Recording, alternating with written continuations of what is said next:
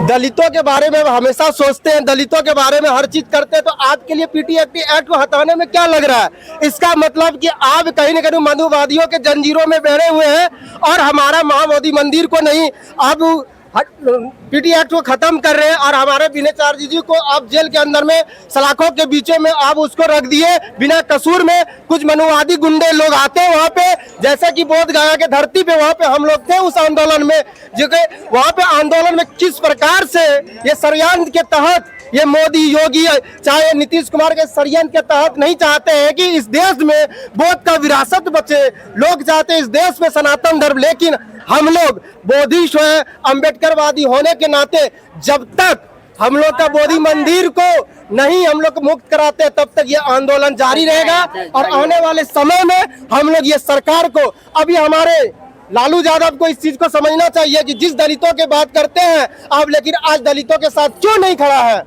लेकिन आप एक विपक्ष में बैठे नीतीश कुमार, ये लोग गुंगी बेरी सिर्फ दलितों का वोट और राजनीतिक नाम तलवे से चटने वाले लोग आज ये लोग अपना तलवे चाह रहे हैं, लेकिन कहीं न कहीं हम लोग का बोधि मंदिर को बचाने के लिए तमाम बहुजनों को एक साथ में आना पड़ेगा। क्या है ये भी है, जब हम किसी के हक में नहीं लड़ना, अपना हक जमाना चाहते तो हम भी अपनी जगह पे किसी को हक जमाने नहीं देंगे, चाहे जीवन निकल जाए, कुछ भी हो जाए। और अब जो चैन रहा आगे हम चैन से सोने भी नहीं देंगे। ये मनवादियों का जो पंगा चल रहा है, इनकी हुकूमत चल रही, जितनी चलनी थी वो चल गई। जितने कहते हैं कि पौड़ा बड़ा हो गया, इनका फेल लग गया ना, यानी लगाया किसी ने है और फल खाने को घूम रहे हैं सबरे। ऐसा नहीं होने देंगे। हम महाबोधि महाविहार को मुक्त कराने के लिए यहाँ जंतर मंतर पर एकत्रित हुए हैं।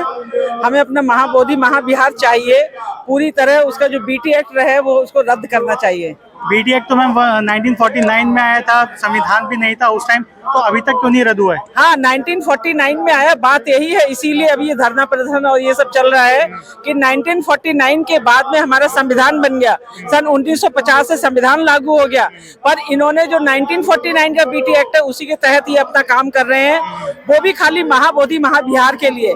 बाकी जबकि जितने भी हमारे आस्था के स्थल हैं, गुरुद्वारा हुआ, चर्च हुआ, मस्जिद हुई, मंदिर हुआ, कुछ भी हुआ, उसमें उन्होंने जिसका धर्म का है, जो जिसका उसका अनुयायी है, वो उसी के कब्जे में है और वही उसी के संरक्षण में है वो सब कुछ, और वो लोग उसको आगे बढ़ा रहे हैं।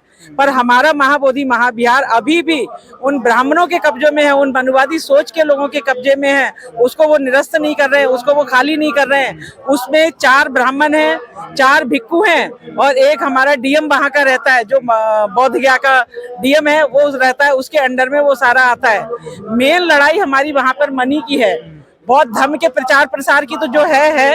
जबकि हमारे मोदी जी या हमारे जो भी नेता आज तक रहे हैं वो कहते हैं मैं बुद्ध की धरती से आया हूँ, पर यहाँ पर आकर वो इस बुद्ध की धरती को अपने पंडों के और अपने पंडितों के पुजारियों के कब्जे से मुक्त नहीं कर रहे हैं। हमें पूरा तरह बौद्ध भिक्षुओं के लिए वो जगह चाहिए, हमारे बौद्ध भिक्षुओं का वहाँ पर कब्जा होना चाहिए, उनके संरक्षण में रहना चाहिए। हम बस यही हमारी लड़ाई है और हमारी कोई लड़ाई नहीं है। और 1949 के बाद में जब सारा संविधान चेंज हो गया, सारा सब कुछ चेंज हो गया, संविधान के तहत हमारी गवर्नमेंट बन रही है, संविधान के तहत हमारा सब कुछ चल रहा है, तो फिर क्यों नहीं हमारा बौद्ध विहार मुक्त कर रहे हो? मैं आप लीगल क्यों नहीं लड़ाई करते हो? आप कोर्ट में जाओ, वहाँ से निरस्त करा दो इस एक्ट। कोर्ट में हमारी लड़ाई चल रही है 1913 से, तो ऐसे लड़ाई चल रही है, पर हमें ये लोग कब्जे नहीं लेने दे रहे हैं। और क्योंकि हमारा इसलिए नहीं हो पा रहा है ना, जज इनका है, पुलिस इनकी है, इनका डीएम इनके हैं, एसडीएम इनके हैं, तो सब कुछ तो इनका है, तो हमें दिक्कत हो रही है। मोदी को हम लाए थे कि ये ओबीसी समाज का है और ये हमें सुनेगा, पर इसने भी नहीं सुनी हमारी, तो इसलिए हमें रोड पे आना पड़ा। 29 तारीख को बड़ा फैसला आने वाला है सुप्रीम कोर्ट का। हाँ, क्या कुछ कहना चाहेंगे इस मामले में? 29 तारीख को हमारा फैसला आने वाला है और हमें पूरी उम्मीद है। अभी हमारे जो मिस्टर गवई हैं, अभी हमें उनसे बहुत उम्मीदें लगा के बैठे हैं और अभी हो सकता है हमारा ये फैसला हमारे फेवर में आए, और ये फेवर में तो हमारे आएगा। ये सम्राट अशोक का फैलाया हुआ धर्म है। जब हमारे भगवान बौद्ध को, तथागत का जन्म यहाँ पर हुआ, उन्होंने को ज्ञान यहाँ पे प्राप्त हुआ, उनका परिनिर्वाण यहाँ पर हुआ, तो वो हमारा बुद्ध धर्म है ना। तो हम तो उस बुद्ध धर्म को लेके चल रहे हैं। हम तो तुम्हारे मंदिर में तो कब्जा नहीं मांग रहे, तुम्हारी मस्जिद में तो कब्जा नहीं मांग रहे, तुम्हारे चर्च में नहीं मांग रहे, तुम्हारे गुरुद्वारे में नहीं मांग रहे, हम खाली अपने बौद्ध विहार में कब्जा मांग रहे हैं, वो हमें चाहिए। इनका मेन मकसद क्या है, क्योंकि ये विदेशों में जब जाते हैं तो कहते हैं बुद्ध की धरती से आए हैं, तो बुद्ध की धरती से होने का मतलब है इनको बहुत तवज्जो दी जाती है, बहुत फंड दिया जाता है। मेन लड़ाई हमारी फंड की है, मनी की है, जो इसमें हमारे पता नहीं कितने कैंसर हॉस्पिटल बन सकते हैं, कितने हमारे कॉलेज बन सकते हैं, कितने विद्यालय बन सकते हैं, और वो सारा फंड जो है वो इन मनुवादियों के हाथ में जा रहा है, और इसीलिए वो इसको छोड़ना नहीं चाह रहे। बाकी इनका भी कोई रीजन नहीं है।